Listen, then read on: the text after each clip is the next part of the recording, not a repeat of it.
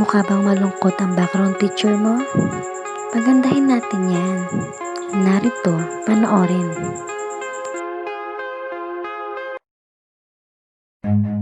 Run. Okay, let's start. Sa filter po natin, lalagyan natin ng Juno 7, brightness -11, contrast 24, structure 26, sa saturation 33, warmth -58, then sa highlights -11, shadow is 25, sa sharpen po natin, lalagyan natin ng 46. Ayan. And sa caption is a beautiful creature.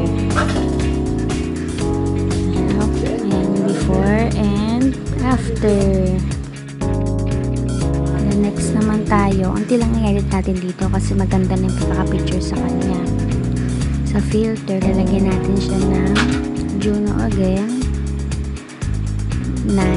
5, Juno number 5. Then brightness -8. Contrast is 10, number 10. Sa structure, lalagyan natin ng 37. So, then sa warm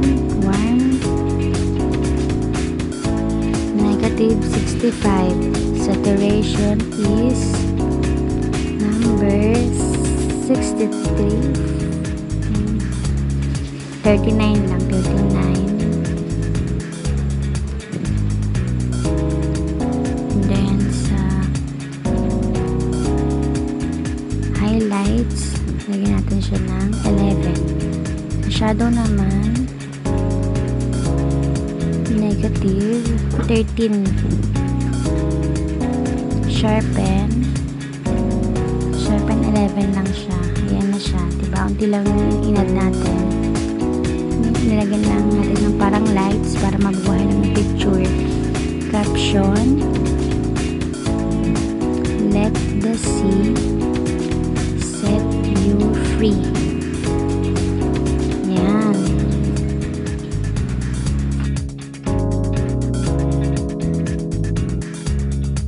This picture, more structure and saturation tayo para sa water. Filter is Juno number 4, brightness -10. Sa contrast is number 8, warm. Structure, yan, sa structure tayo 26. Saturation natin is -37. Then lagyan natin siya ng highlights. Yan, number 13. Shadow is number 8. Lagyan natin siya ng vignette. Ay, sharpen tayo na lang. Number 3. Diba? Unti lang yung nabago sa kanya. Parang nilights lang natin yung picture niya. Caption, with Papa. See ya.